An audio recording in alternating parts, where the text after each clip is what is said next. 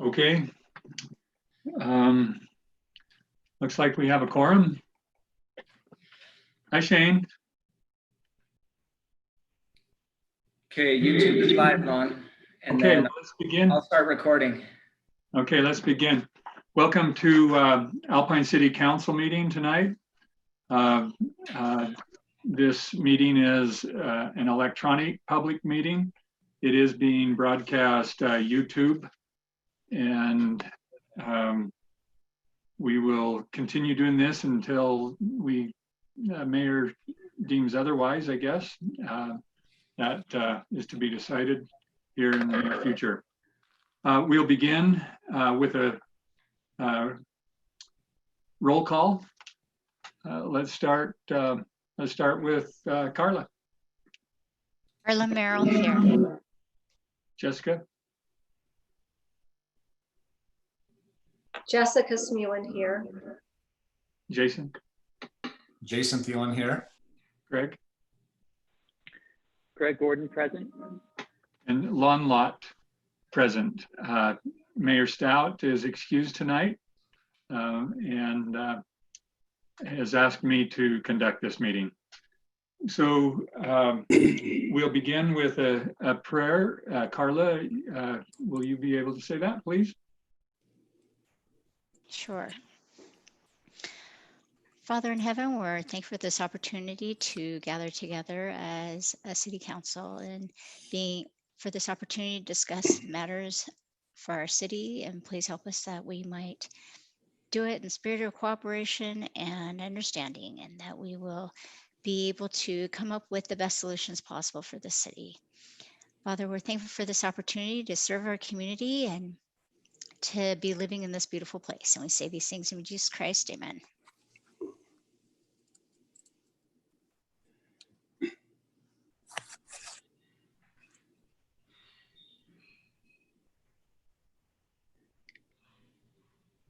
Lon, you're muted. Sorry, I get used to that here.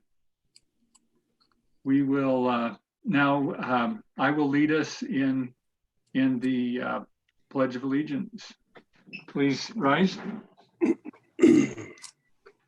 I pledge allegiance to the flag of the United States of America and to the republic for which it stands, one nation under God, indivisible, with liberty and justice for all.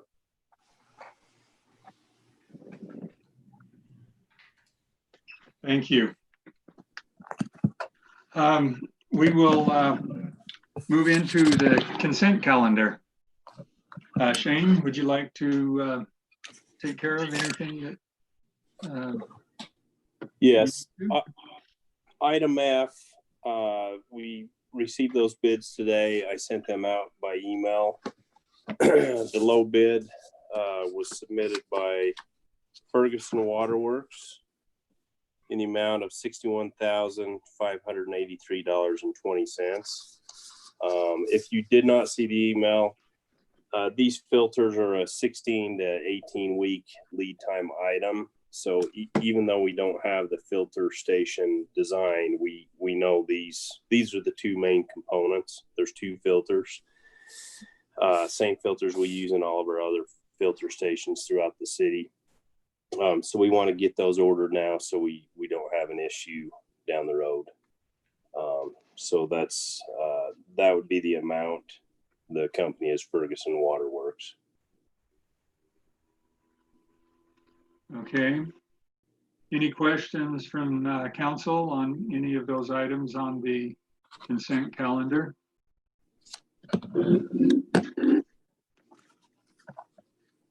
I did make some corrections that Bonnie has to the minutes on page 3, line 52, and page 4, lines 5, to clarify the verbiage there a little better.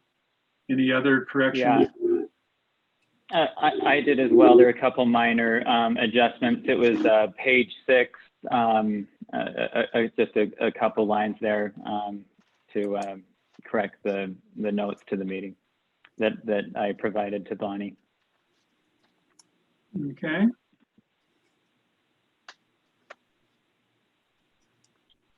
If there's no other questions, I'll entertain a motion.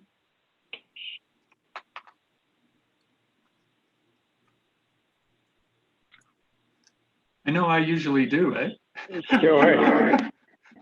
Yeah, Lon, I'll make a motion that we approve the consent calendar Okay, do I have a with the adjustments that Lon Lott and Greg Gordon had submitted to Bonnie to the minutes. Okay, do I have a second?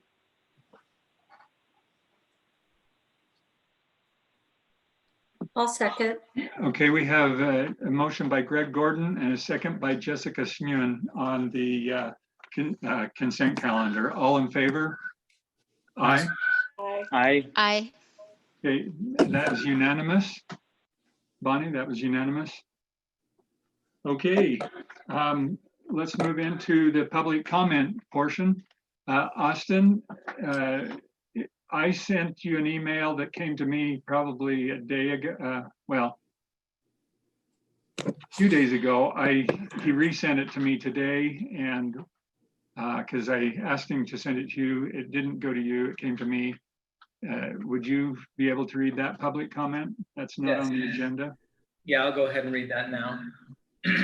Okay, so this is from Cal Alexander, and he said that he resides along Fort Creek and Deerfield Drive in Alpine. And he goes on to say, we are lifelong Utah County residents and have resided in Alpine for the past 9 years. I wanted to express my concerns to the City Council regarding the rapid development and increasing light pollution here in Alpine associated with the new high-efficiency lighting systems being installed on new homes. We have new neighbors who recently completed a beautiful new multi-million-dollar home, pool and sports court at approximately 200 North and 200 West. Unfortunately, they have installed high-intensity lighting with their sports court along with LED lighting and yard lighting in their pool area directly across from Fort Creek from our property. They are excited about their new home and have hosted large evening pool parties. I call them COVID parties and nighttime pickleball tournaments at their sports court. This has basically turned our once peaceful and dark backyard along Fort Creek into something that resembles a lighted Walmart parking lot. In researching this situation, I was shocked to find that Alpine has no municipal code regulating high-intensity lighting in residential areas.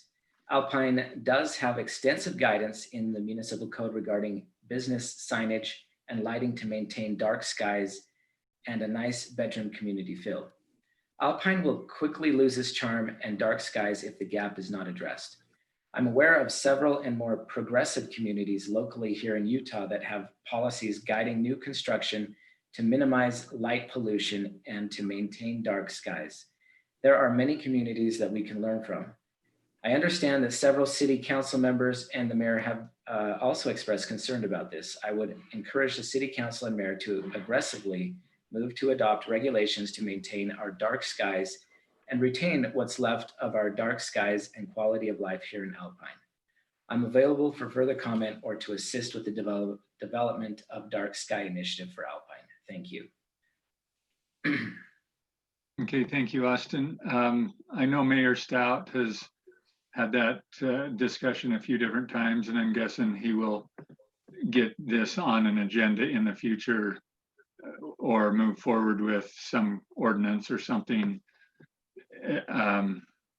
So I don't know, Austin, if you need to bring that one to his attention or how he's asked you to start on that, but what's up on that? Yeah, I know there's been a lot of discussion about this, and as we've been looking at the general plan, I think the mayor made mention that he thought maybe it's something about this could be mentioned in there. Okay. So, Okay, so we're we'll moving forward with something to address this issue. Okay, were there any other public comment? yes, we have a few more. Okay, So let's see, I'll go to the next one here. This is from Benton Collins. And he says, to the Alpine City Council, Alpine is a beautiful city. Thank you for all your efforts on its residents' behalf. We have 2 items to bring forward. First, in the meeting on January 24th, 2017, the Alpine City Council approved final plans for the creation of the Alpine West Meadows subdivision. The meeting minutes suggested that a benefit of the plan was to provide further street access to Westfield Road.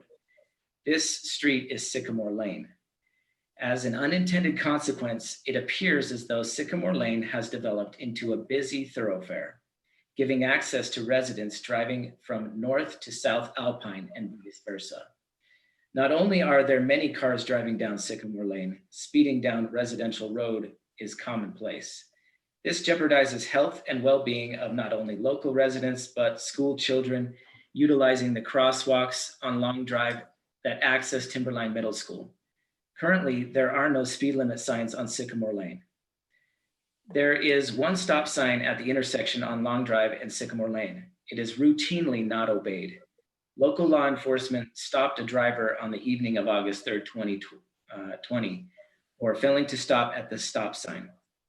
We would like to recommend as solutions the following. First, create a 3-way stop at the intersection of Long Drive and Sycamore Lane. This will provide added safety, especially to school students.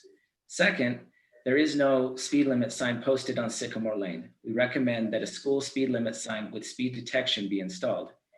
Third, lastly, we strongly recommend any measure to create more thoroughfares that will lead from North Alpine to South Alpine. Sycamore Lane was not intended to have as many cars as it does driving on it. If the commission would like to further evidence of how many cars drive on Sycamore Lane, we will be installing a camera to continuously record and will be able to give data day by day. Second point of this letter, Long Drive and the surrounding side streets act as a de facto parking lot for individuals utilizing the fields. This is especially prevalent for youth organized sports. Many of the individuals arriving for these events are not local residents of Alpine and do not care about the preservation of it. This has been evidenced by consistent refuse produced by patrons at the events that later end up in the residential yards, and a patron noted to be urinating in the street. These events are held routinely, nearly every day, and provide constant concerns for the area. It should be noted that the Utah Soccer Association has been contacted, and they have stated that on multiple occasions, they've informed families attending soccer games at Timberline Middle School to park in the parking lots and not on the street. This has not produced adequate results as of yet. After review of the City Council solutions to these types of situations in the past, we would like to recommend similar solutions. As proposed and ratified in the City Council meeting on 9/27, 2016, the City Council agreed to place further fencing and stronger no parking signs near Smooth Canyon Park to deter the frequent street parking. We would like to recommend the following solutions. First, extend the fence at Timberline Middle School to disallow access to the fields. The existing fence leaves much open access to the fields, which entice the visiting individuals to park as close to the fields as possible. Second, place no parking for event signs on Long Drive and surrounding side streets. These signs should also have verbiage that states that violators will be ticketed or towed. Third, review the number of events scheduled at the fields, then if possible, reduce the number of sporting events. Thank you for your consideration on these 2 issues, Brenton Collins.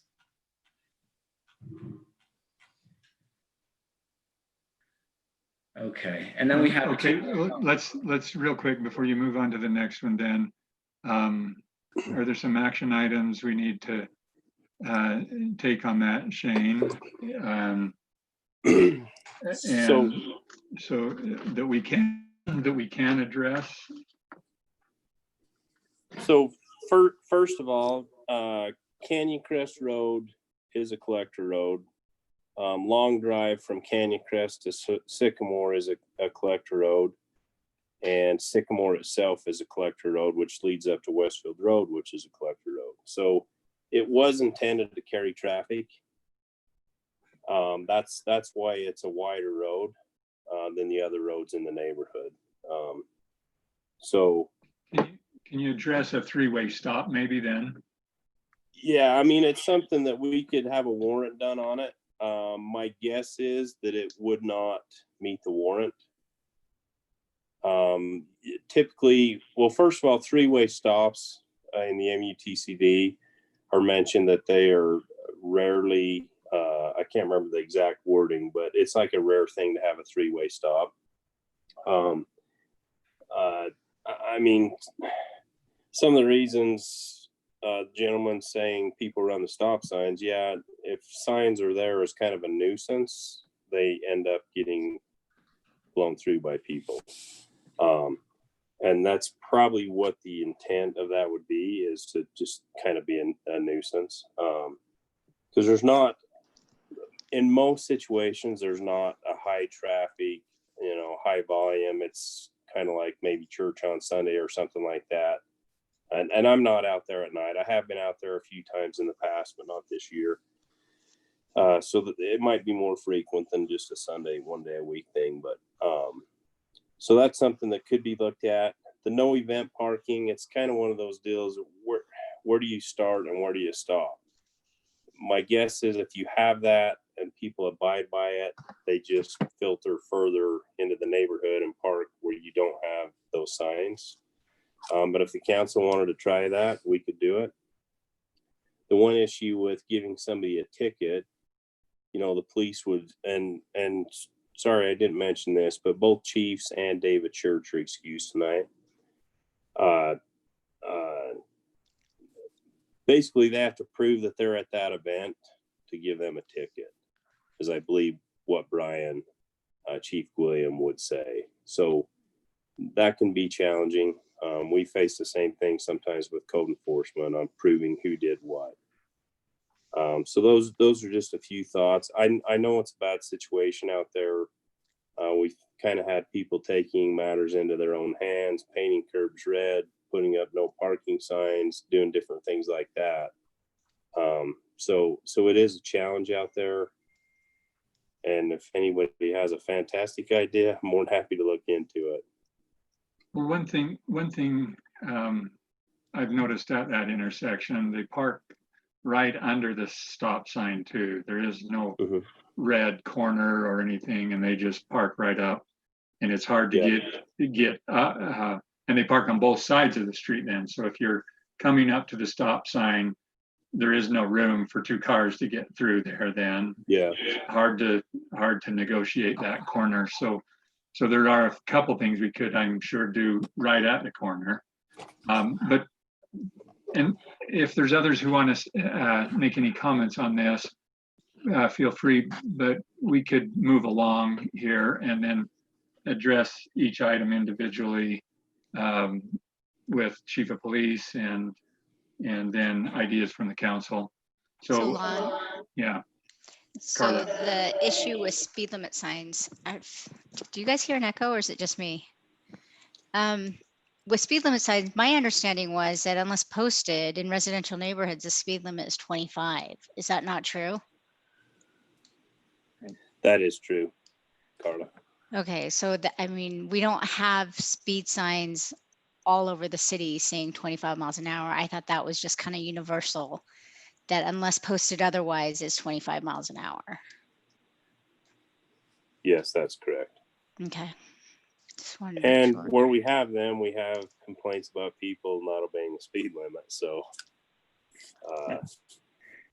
it's a challenge all over the city with that. Hey, Greg? Just a couple of thoughts on that. That road and intersection, it gets pretty busy. A lot of it is around the school times. That's probably the busiest time. Sundays seem to be actually pretty light there. It is kind of a high speed area because they come off of the, Westfield that's faster. And there's a bit of a turn and it's kind of open and wide. And so it does seem to be a fast, wide and high traffic area. We have seen an accident down there on the corner, and it happened to be during a football game, and it was quite an incident. it's just tough with all the parking, that probably shouldn't be happening. And particularly sometimes it just gets so crowded there. If they park on both sides, you can barely fit through, and then they're hopping in and out of cars. And so there's a bit of a challenging situation there. But yeah, there's probably some things we can and should do to help address that a little bit. I suspect. I appreciate the input Mr. Collins gave, especially some solutions that he suggested, whether they work or not, but he still come forward with some solutions. And I appreciate that, him being involved that way. Other comments? Jason, do you have anything? Okay, so let me see. There's some. Let's see. We have a new comment here. Jason, no, Jason, were you? Oh, you sorry. were muted. You were muted. Still muted. Now am I muted? You're unmuted. All right, so I just to follow up. When Carla mentioned 25 miles an hour, do we have speed limits, Shane, in our city that are slower than 25? Not on a regular basis, only reduced speed school zones, and they're only for certain hours before and after, before school as kids are going, and then after school. That's regulated by state law. Because I honestly think the 25 mile an hour speed limit in that subdivision might seem fast to those neighbors, because it's the stop and go. It's not a long distance. It's narrow. Would it at all be possible for us to maybe create a slower speed limit area, maybe even 15 or right around school? I wonder if that would help some of the issues. Have we discussed that at all before? Hey, Not to my knowledge. Brian is, Chief William is? Yeah, I made it. I got back from my trip this afternoon, so I decided All right. to jump in. Hey, Jason, if I could just answer that really quick. I think the issue with lowering a speed limit in one neighborhood, you're going to get an onslaught or multiple requests from every neighborhood to lower the speed limit. That's just my suggestion, that we maintain the 25 miles an hour, and I understand what you're saying, but I would hate to see anything drop lower than that, because you're just going to be flooded with requests from every other neighborhood to drop the speed limits. And so that would become difficult to set a precedence like that, and then to try and overcome it, I would think would be hard. And to your point, I mean, that's the tricky part on this particular request, because I feel the pain of the neighbors there. Maybe they bought it without knowing that it was going to be a collector street and a thoroughfare, but it definitely was developed that way. Meaning before, everyone lined up on Ranch Drive, and Ranch Drive had a line all the way down it at school times. Now this has taken some of the pressure off Ranch Drive and put it on other places, but that makes some other places not like it as much. But the concern I have is a lot of people would like to have a three-way stop sign in their neighborhood, or you only have a certain number of speed limit signs with the detection on it. So obviously you can't put those wherever people ask. I was just thinking that, an easy thing for us here is to put speed limit signs there. It seems like the very least. I don't know about the fencing, less events if it's happening on school property, because that's school property. But the fencing, potentially that would push people towards the parking lot. But that's the only real solution I see right out of the gate for that. But that was my 2 cents, Lon. Thank you, Jason. Jessica? I just two thoughts. Over on High Bench and Healy Park, they were having the same problem with event parking. Does the city, and then we added more parking. Does the city have any property here that we could add more parking? We don't. There's the parking lot at Burgess Park, and there's a bridge across there and trails and things. So if they would do it, people could use that. So the very north of that, where Long Drive dead ends right now into that private property. All of that is the school districts. No, it's private So property. the north end of the school is pretty much the north end of the road where the temporary turnaround is, and then it becomes Gilman's property. It's private property there. Okay, and then the So- second thought back, sorry, go ahead. No, just on the parking, you guys have seen it. We have events at Timberline Middle School, and then all of the activities in the rear of the school on the north side. There's still parking available in that parking lot on the south side of the schools, but it's too far for people to walk. So they park on the street. Even if you were to add more parking, if it were further away, I don't know that it would get used. And like Shane said, all that property to the north is private property. There's parking available. They're just choosing to park on the street, excuse me, and not in the parking lot. Yeah. And we have, we've written letters to the school and contacted them in the past and encouraged them to, if they're going to lease their fields to these soccer clubs and things, to, have a requirement to make them park in the parking lot on kind of the south end of the building there. And they said, oh, we're doing what we can. And a lot of the traffic's just people coming to play tennis and different things like that. So I don't know. I mean, we could try to meet with them in person, go over this more. Yeah, Like, just keep- specifically, I'm looking to the north where that track is. I wasn't sure where the, just like the city had that little sliver of land over by High Bench and was able to convert that into parking. I didn't know if the city had anything over here that could accommodate some added parking. Yeah, we don't. Okay, and then secondly, kind of again, thinking out of the box, like Jason was saying, lowering the limits. We only have 3 schools in our community. So I understand you couldn't accommodate every request, but if you looked at defining areas around schools and lowering the limits, I think maybe that could be a possibility. So the way speed limits are supposed to be set is the 85th percentile speed. And so it's kind of it's looking at the speed a driver is comfortable at driving down the road. And this is regulated. I think it's even by state law.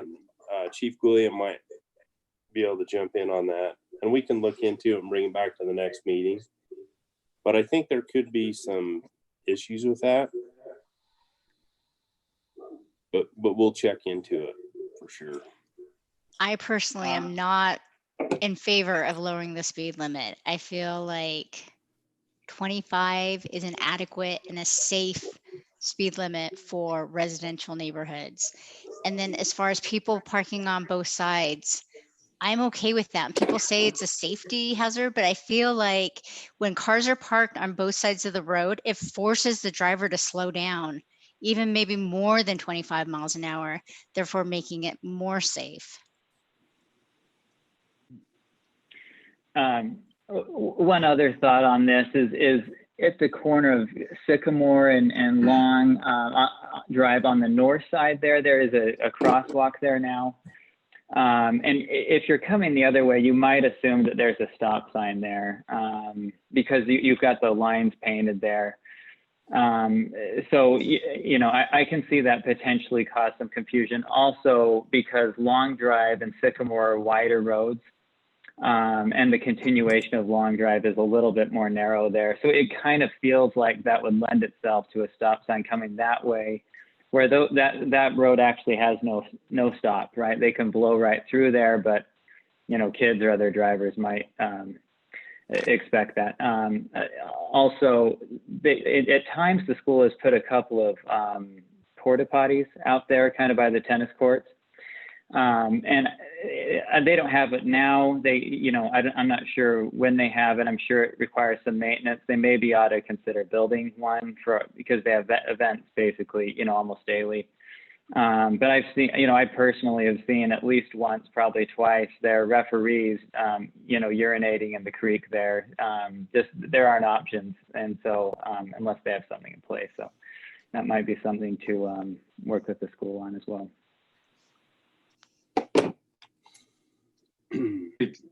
Thanks, everyone. Anything else before we move along?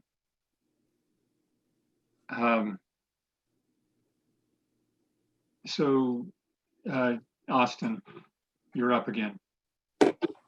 All right. Okay. So let's see here. Next public comment. This is from Sharon Robison, 474 Eastview Drive, Alpine, Utah. And she says, could we sometime in the Alpine newsline include a reminder about using your signal when exiting the roundabout? How do we get the message out to all the working people that come into Alpine every day to work? Right now, I count about 1/3 of the people are using the signals. Can we get the police to help out on this? Thanks.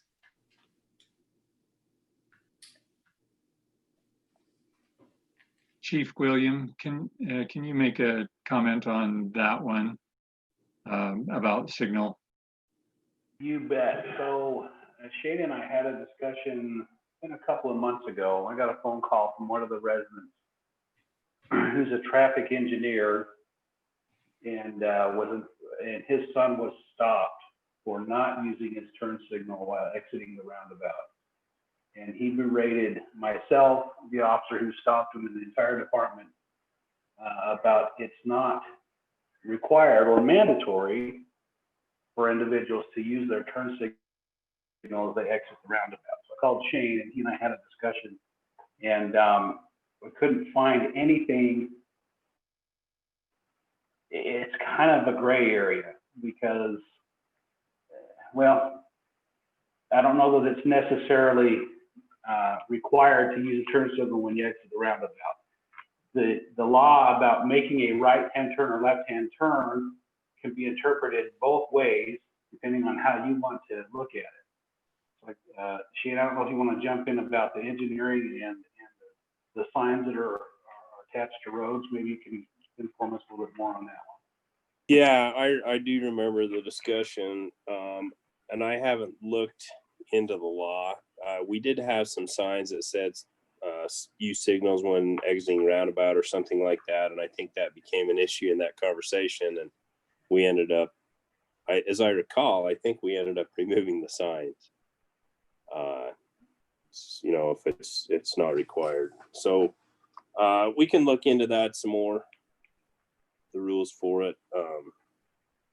It's certainly a courteous thing to do, whether Yes. it's a thing that needs to be done lawfully. Again, the way you can interpret the law when making a right-hand turn or left-hand turn or changing lanes can be interpreted one way or the other.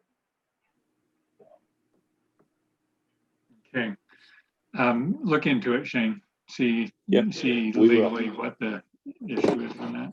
We'll Okay. do that, and the next available news line will try to have some information in there. Okay. Even if it's please be courteous signal while you're exiting the roundabout. And I don't know if you even have to say it's not a law. If you find out it's not a law, just say please be courteous. Yeah. I know the guy that helped design that roundabout, he's like a roundabout expert, goes all over the place looking at them, study them. I'll contact him and he will know. Okay. So. All right. Thank you. Austin, is there any others? I have one more. It's just a short comment here. This is from Brian Irving, 371 North Matterhorn. He says, can we have Ace Recycle pick up weekly? Because of COVID-19, there is more recycled waste and there's a need for it. Okay, Shane, what's thoughts on that one? I can ask Ace. It would come at a cost. The challenge is, if most people are using or taking 2 weeks to fill up their recycle bin, and you have a handful that would like it emptied every week, they probably in the end, the best bet would be for them to get another garbage can. Remember when we did have a cardboard recycling bin at Yes. City Hall or city shops? What Yeah. about maybe doing that once again for those who do have excess? If we did it, we'd have to find another location. Okay. It honestly was kind of a disaster. How about Alpine Elementary? Do they still have one there? I believe they do. I think I saw the bin over there.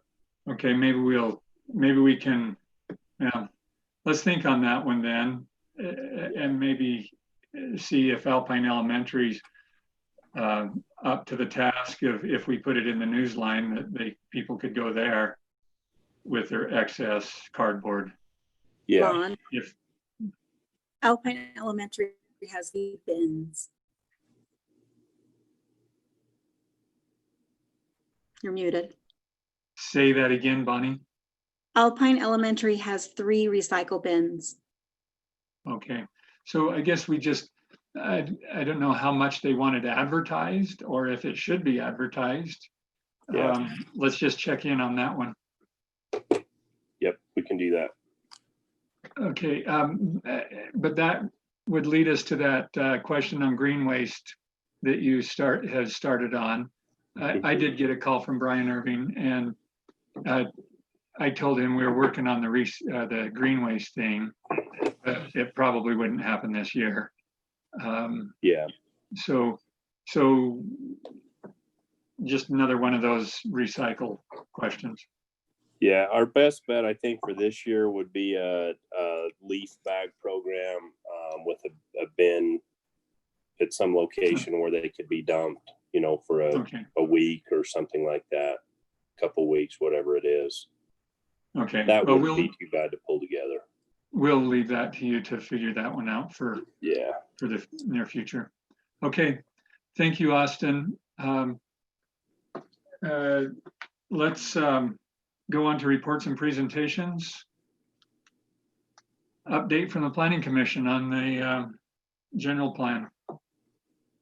Okay, so this is just going to be a very brief report, but the Planning Commission has been working on the general plan, in particular the transportation element with regards to connections to neighboring municipalities. So so far they've had a good discussion on that. They've looked at some of our existing language that's in the draft general plan. And all of the city council, you've all had a chance to look at that draft general plan recently. There is a section in the transportation element that talks about regional integration. And so it basically is implying that Alpine is in favor of all regional connections. And so, the first thing that they recommend, that they've looked at and think we need to make an adjustment, is get that language out of our general plan that talks about regional integration, even though, it could be used to imply connections that we may not necessarily be in favor of. So there was some discussion on taking that language out of there. They then began to talk about, they had some discussions on stub streets, residential streets, and gateway roads. And the discussion really focused on that there are a lot of connections that have been planned to the stub streets, and if not, well, I guess all of those, would not be considered gateway roads. So, they decided that maybe we don't want to use the term gateway when talking about how we might want to limit connections to neighboring municipalities. So, and so they decided to look at the street master plan a little bit. And ultimately they took some language from that staff had prepared that had 3 key points. So staff had prepared some language that talked about requiring the general plan to be updated, as well as the street master plan and ordinances, if for any new municipal connection, to preserve existing nature of Alpine, and to make it clear that the city council approves, and all changes to the general plan are subject to the approval of the city council. So they took that language from staff, and they crafted some language that they want David Church to review, put a legal eye to it, and then get some feedback that way, and then they'll continue to craft the language for the transportation element. So that's kind of where they're at in the process. So they're going to send that language on to David Church, and then whatever his comments are, they're going to continue to work that language and hopefully prepare some recommendations for the city council. Okay, thank you. Any questions for Austin or comments from the council? Jason? Just one question, thanks, Lon. I was listening to the planning commission, and I just want to make sure I understand what they were saying. Obviously, the general plan is not supposed to be our ordinance. It's not supposed to tell us specifically what processes we have to go through. Did they discuss at all something along the lines of that any language in there that would limit the city's council's ability to do roads? Does that sound familiar, Austin, at all? Language that would limit the city council's ability? Yeah, meaning that lays out the process the city council has to go through to approve a road. A stub street, any type of road, connector road. I might have misheard it when I was listening, but. Yeah. Well, I know that one of the points that they made, one of the planning commission members questioned whether or not that was legally defensible to say that the city council that everything has to go through the city council. Is that the correct process for connections? And so I think there was some discussion there, and questioning whether or not that was legal to do. But the discussion was, we want to try and tie everything and take it all back to city council so that it all hinges on the discretion of the city council. So I hope, does that answer your question, Jason? I think it does. I just don't think that the process of approving it should be in the general plan per se. But I guess I'll just wait to see it until I see back. I obviously don't. Yeah. Gotcha. Right. Okay, thank you, Jason. Anyone else? Before we move into the financial report, back to public comment real quick. I did have one comment that was made by the public that Bonnie had called into City Hall, and Bonnie asked me to address. They didn't have a way, I guess, email or whatever, to do this, but it had to do with a COVID distancing situation that we're faced with in the community, and particularly Snowasis. People are driving by, one particular resident concerned that people aren't abiding the distancing thing at the Snowasis. So that person wanted that to be publicly voiced at City Council. I don't know what our role as a city is to be any kind of enforcement on that, but Shane, what is a role of the city for that? Well, I saw an article on the news or online here just in the last few days about a big party in Provo. Maybe some of you saw that. And the police said, and Chief Gwynn can jump in here, that there's not really a lot that they can do. Their hands are kind of tied on it. The governor's orders all along have been that it's not for law enforcement to go out and enforce. So it's kind of like asking people to signal when they leave the roundabout. It's asking people to comply with all these guidelines and suggestions that have been put out there for us. Okay. So okay. I don't know, the front office have had multiple calls on that same issue. I know the mayor has stopped by there and talked to people earlier on when there's probably less of a crowd, but still an issue, and just ask people to, social practice social distancing. So, Yeah. Okay. Well, that's sort of what I thought. It is, we do need to be aware of that and understand the concern of these citizens. yeah. Hey, Lon. Yes. The owner is a good friend. I'll send him a note and ask if he can help a little bit there, because I've seen that as well. It seems pretty consistent over there. Yeah. I know we have people heavy feelings both sides of the issue on this, but anyway, we have some concerns. Okay, thank you. Sorry to jump back to that, but I just saw my notes and that had to be addressed. Shane, go ahead on the financial reports. Yeah, as far as the financial report goes, there's not really a lot to talk about. Just a couple of highlights. We're only 1 month into the fiscal year. We continue to prepare for our audit. I would expect that will start later this month, and then the report to the city council probably in September. So there's that. We'll get our final allocation of sales tax for the fiscal year that's already over next week. I would expect it to follow the trend it has the last 2 or 3 months of tax that we've received and be better than expected. So, but we'll report on that at the next city council meeting. Other than that, we just made we make 2 bond payments a year on our PI bond. We just made the first one on this new bond this week, and things are going well. We will end up having to make a little bit of a budget adjustment.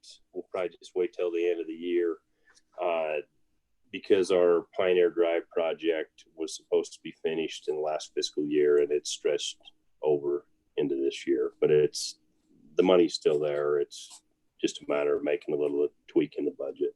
So, okay, thank you. Mm-hmm. Thank you. Any council questions on the budget? Okay, let's move on to action items. Item A, appointment of hearing officer for Summit Point appeals hearing. Shane, is that you? Yes, I'll take this. So we had a hearing officer lined up for the first appeal that was made by regarding Summit Point. But the city has hired some outside counsel to help represent us in this appeal. There ended up being a conflict with that hearing officer, so we had to go a different direction. David Church made some phone calls. The hearing officer will be Paul Nelson. He is the hearing officer for Mill Creek and a few other places. He's a land use attorney, works for Salt Lake City, recommended by Paxton Guyman, who is our counsel, and was found to be acceptable by the attorney representing the other side on this appeal. So we don't have to just have one hearing officer. We've had 3 or 4 over the last several years, just different situations. There ends up being conflicts and things. The way this is handled is the mayor appoints with the consent of the city council. And so this is on the agenda for that reason, for you to approve Paul Nelson as the hearing officer. Okay, so obviously Mayor Stout is recommending this. Do we have any questions or comments or a motion on this? I'll make a motion.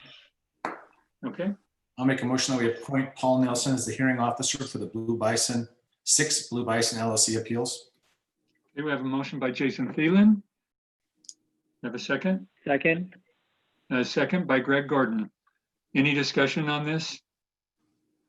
Okay, all in favor? Aye. Aye. Aye. Okay, voting is unanimous on that. move forward with that. Shane, do we, have they set a date on that?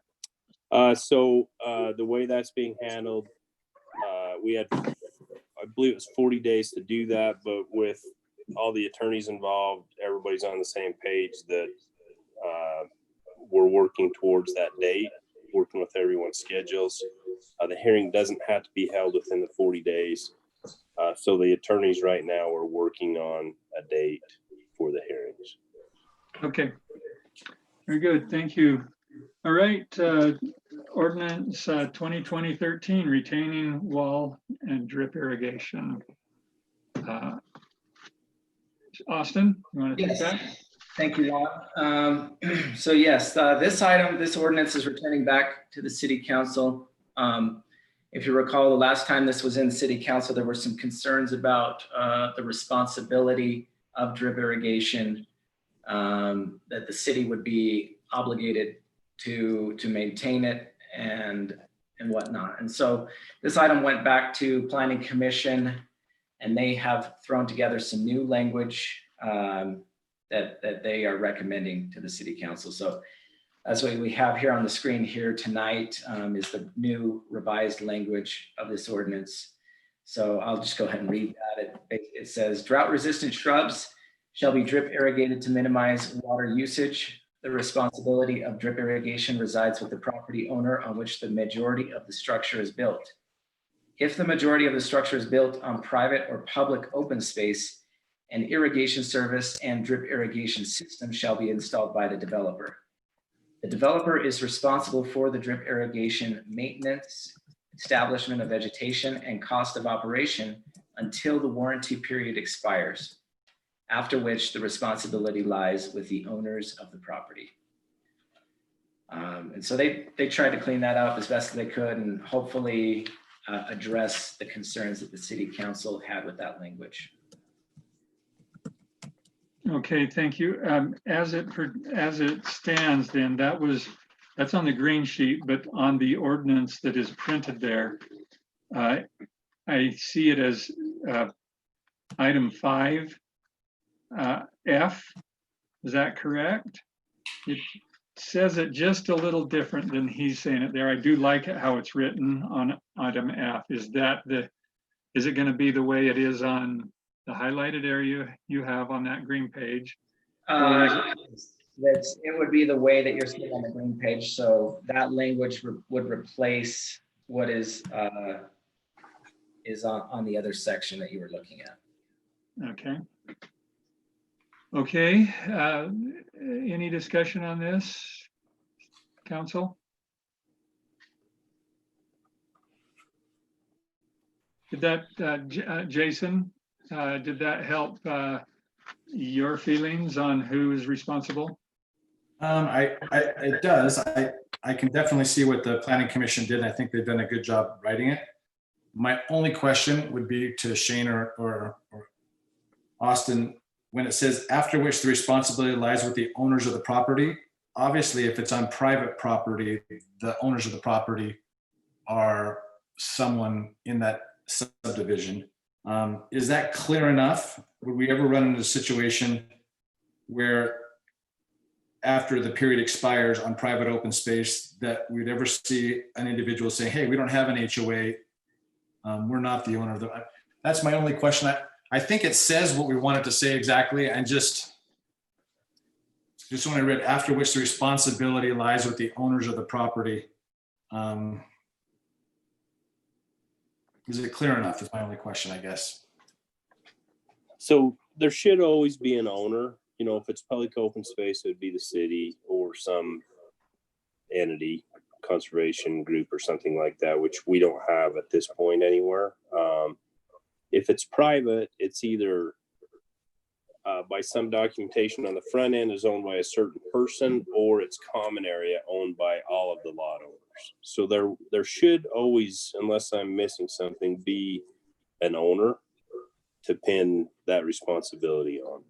So on this subdivision that just came in, I'm curious, who's listed with not having an HOA? Who's listed as the owner of this specific property? I don't know that question, but I can ask Jed. you know, like in the case up there, Zolman subdivision, he retained the private open space instead of having it common area. This particular case, I'm not sure, Jason. Yeah, that would be my, okay. Yeah. Okay, so yeah, I hear what you're saying, Jason. I don't know how else you could say it though. Any different. The owner is the owner. And that's probably as good as you can get. Yeah. Just to add on to that, I mean, there are other ordinances that are written similarly, and we've had to take code enforcement action on those, and those have gone to the appeals before, and it's been defensible. Our side of has held up in front of an appeal authority. So there are similar sections in our ordinance that are written similarly. Okay. Any other questions, comments? Okay, I'll entertain a motion. I motion that ordinance 2020-13 be approved as proposed. Thank you, Carla. Motion by Carla. Do I have a second? I'll second. Second by Greg. Any other discussion? Okay, all in favor? Aye. Aye. Aye. Aye. Voting is unanimous on ordinance 2020-13. Okay. Now, Shane, is this one yours? Central Utah? Yes. Okay. Yep. So we had an extension with the Central Utah Water Conservancy District and the Department of Interior to defer. It's actually not to defer. It's we haven't had to pay the roughly $13,000 a year for our CUP water. They've taken our water, used it, and in turn have paid that annual assessment. So that's our current agreement. Let's see, I think it expired. Yeah, it expires the end of this year. And so since the CUP pump station and pipeline and everything is under construction and is not scheduled to be complete until at the earliest next spring, you know, by the time it's all tested and everything, it could be July. We worked this agreement out with them so that we, again, will not have to pay that assessment for 2021. And then it would kick in 2022. And so that's basically what this agreement does for us. Okay. Any questions from anyone? I'll take a motion.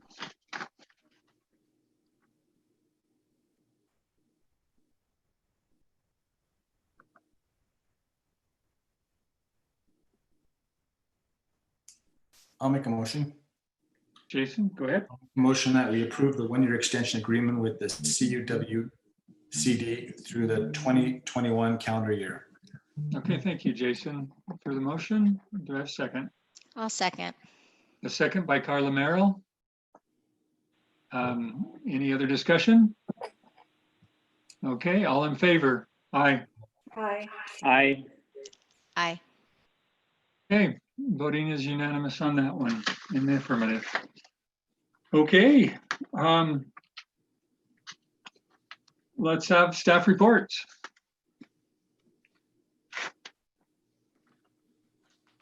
Why don't we start with Austin? You're muted, Austin. There we go. Okay, so I do have a couple items to just talk about here tonight. So first, we've been contacted by the Timpanogos Symphony Orchestra, and they have expressed they would like to request to be able to hold a concert at Creekside Park. So this would be the weekend of I think it's September 26th. The reason for this is that they were usually going to have it at Timberline Middle School, but because of COVID-19, they felt like the park would grant them a better opportunity to spread out. And so they wanted to see what the city's thoughts were on holding this event at the park. They said that typically attendance for an event like this is around 600 people on average, but that is on a year with no pandemic. The director, he speculates that they're probably going to have a lower number this year, probably in between, and he just threw out some numbers, in between 200 to 400 people would attend likely. But that's all subject to change. He really doesn't know. They are also, ideally they would like to do this on a Saturday night in the park, but they're flexible and they could probably make a Monday night work if that would be less of an impact on the park and on the area. So anyways, they're just wanting to see if this is a possibility and what the city council thinks about this. So I have that item, and then I don't know if you want me to keep going with my other items or if you want to discuss that. We ought to probably hit that real quick. Thoughts from the council on that one? I think it's a good idea. So what's obviously that's a big group. So yeah, let me add one more thing, Lon, sorry. So typically an event like that, we would consider it a mass gathering. And we do have a series of requirements for mass gatherings, such as insurance, such as they have to get the police department to sign off on it. And the police will look at, if any roads need to be closed or how the parking situation would work, all of that stuff. So there is a process that we'd most likely make them go through the mass gathering. And also that has mechanisms to make sure that the park gets cleaned up. There's a cleaning deposit and stuff like that. So just wanted to give you that extra information that. And there's a fee for that too, right? And there is a fee, correct. Okay. Other thoughts from you, Jason, Jessica? Either of you first. Jessica, you first.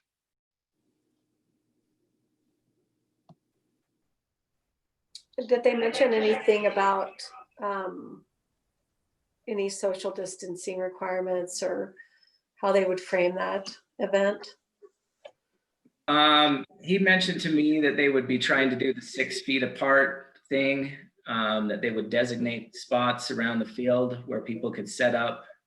They'll be using, they might use some amplification to make sure that, that the noise is distributed to everyone's spread out.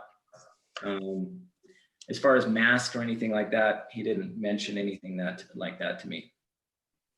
Okay, I think that, we've learned a lot over the summer and people are making those personal choices for themselves. I think if there's an event here, then families can decide if that's something they're comfortable with. But I was just at another community gathering last weekend, and I think people are responsible.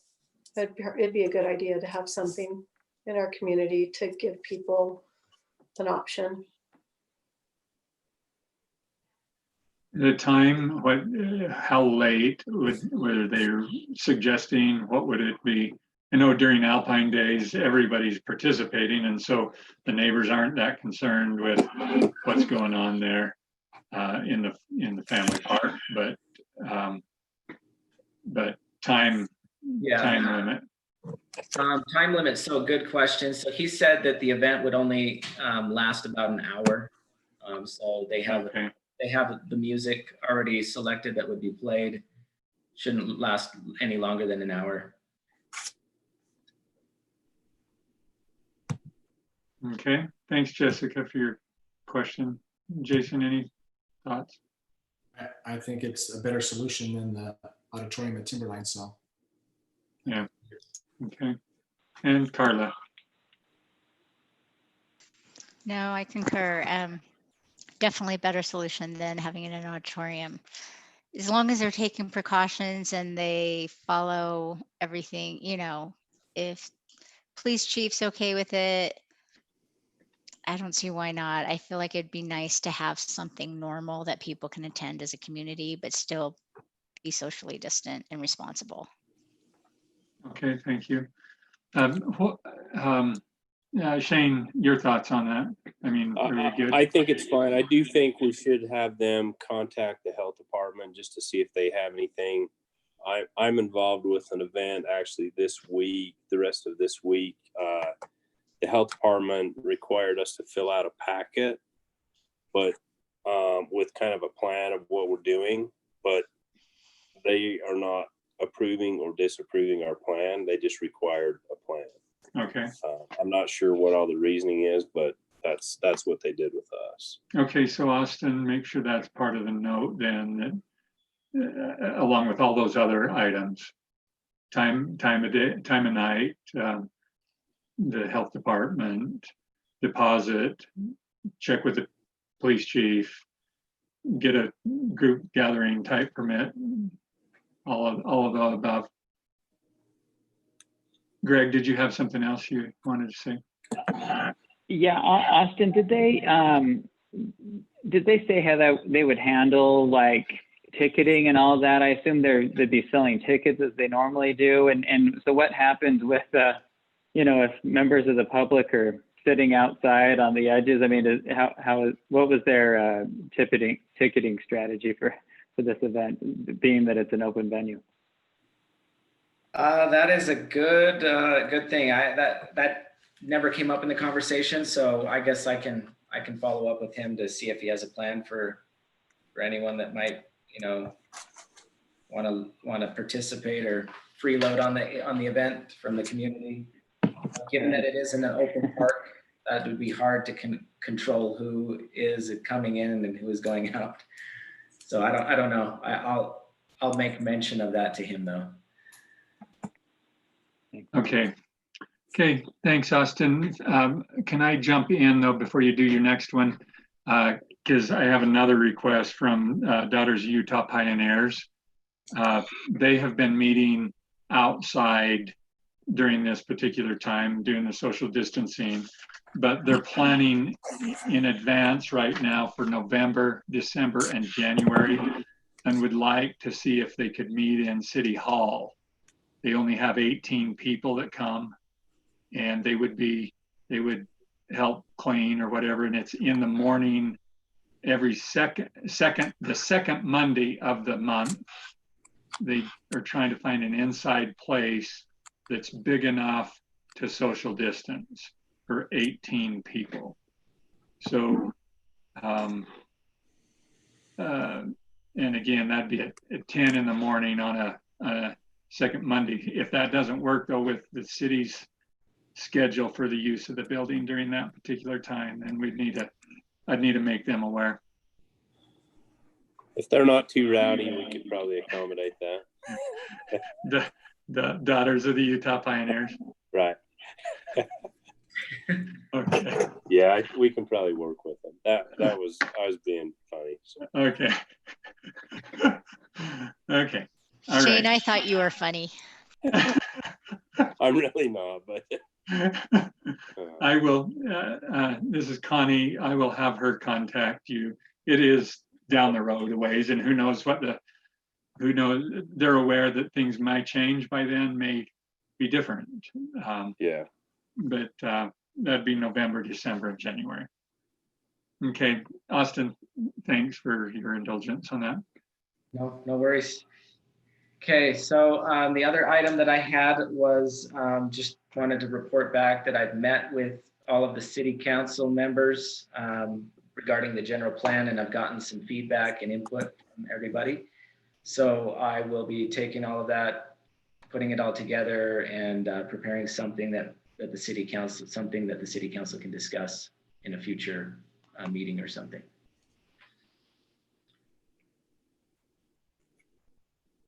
Okay, thank you, Austin. Chief William, do you have anything for us? I don't. I appreciate you letting me attend tonight. Hey, well, thanks. We always love to have you. Bonnie, do you have anything for us? Not tonight. Not- Okay. And then Shane. Yeah, just a couple things. Just an update on the city attorney RFP. RFPs were due last Wednesday. We've got those all put together, working with the mayor on kind of a selection committee, I guess, and finalizing that process. We have it kind of roughly laid out. So some of you may be hearing from him on that.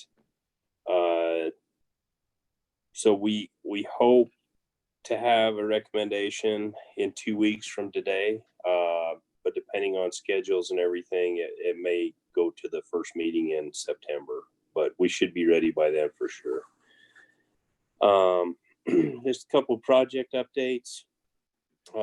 Last week, we paved the Lambert Park South entrance. I don't know if any of you have been up there to see that. I think it turned out well. Got a little bit Yes. of grading to do up there and things to finish it up, but I think that was a good thing. Yes, Shane, can I comment on that real Yeah. quick? Because I was up there the day before yesterday, and it is beautiful.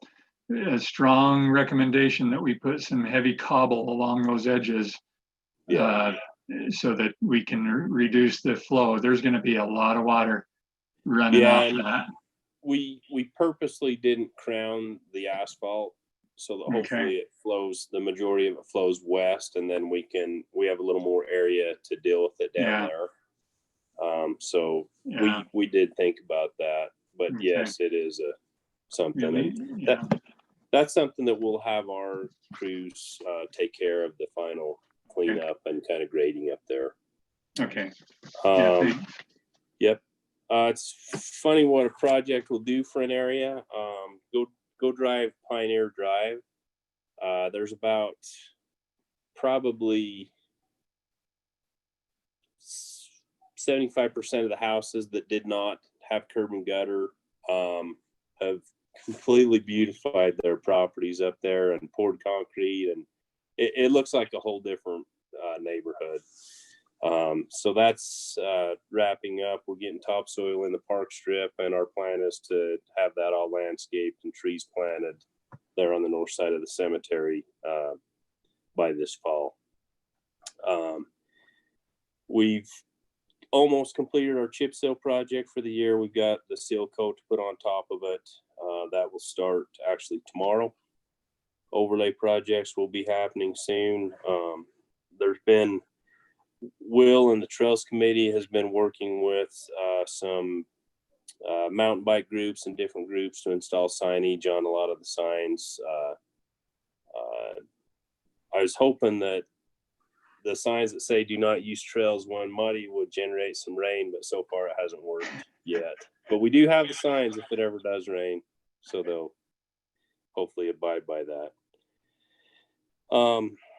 CARES funds, we're working on these projects.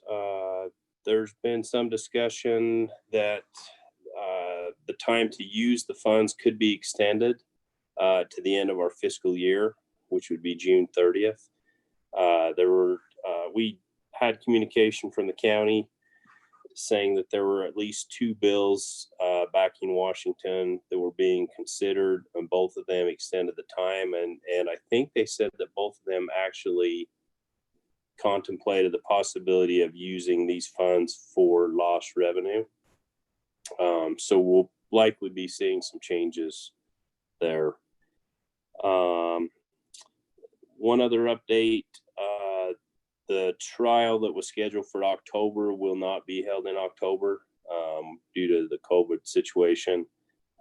Trials still have not been opened up in the court system. So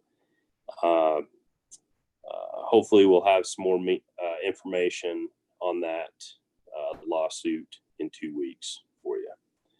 So the only other thing I'd say is there's a lot of stuff going on. If there's something that's not immediately getting done and taken care of that you have a concern with, feel free to contact me, and we'll do what we can to shuffle things and make that happen. Awesome. Hi, David. Hi, David. Welcome. Am I late? No, just in time. Do you have anything for the council? We're wrapping it up. Nope. I don't have anything at all. I'm just checking in. Awesome. Thanks for checking in. Okay, Jessica, do you have anything?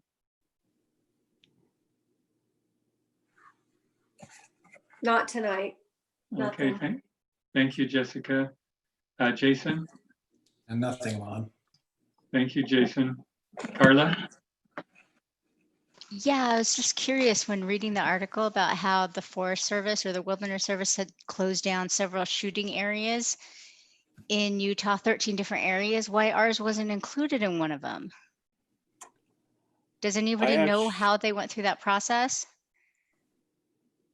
I did not see that article, Carla. If you could send that to me, that'd be great. I'm not sure if the mayor has seen that either.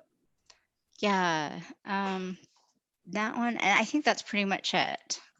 Okay, thanks, Carla.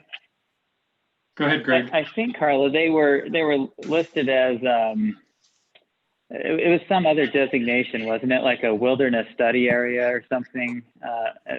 And anyway, it seemed like it fit in a certain category of forest. Or I couldn't find it. I mean, it's wilderness area, which is what ours is. And it said it was for purpose of preventing forest fires. And so I was kind of baffled that we weren't included. But yes, I will find the article and send it to you, Shane. Okay. Yeah. Okay, thank you, Carla. Greg? I wanted to check with Shane. After that email went out from the city, did that help with the supply for the high elevation zone? Was that kind of back to stable the next day, or what happened there? It did help us survive, yes. Yep, we were pleased with the results. Okay, so that's great that that worked. One other idea, I had someone contact me about, volunteering with our trails and in Lambert Park. I found an old, a resident's old WordPress page from 4 years ago, and it had some names and, pretty outdated, but I thought it might be a good idea to have a simple web page on the city site for trail committee or somewhere that can list names and contact information or something along those lines as volunteers come along or want to provide feedback or support. Okay. Yeah, great idea. Okay. Thanks, that's all. Okay, I think we all ought to end this thing. Any motion to end? Jessica, you want to make the motion? No, I'll make a motion to end tonight's council meeting. Good. Do we have a second? I'll second it. Okay, Jason second. Jessica motion and Jason second. All in favor? Aye. Aye. Aye. Thank you, everyone. Have a great evening. Good week. Bye-bye.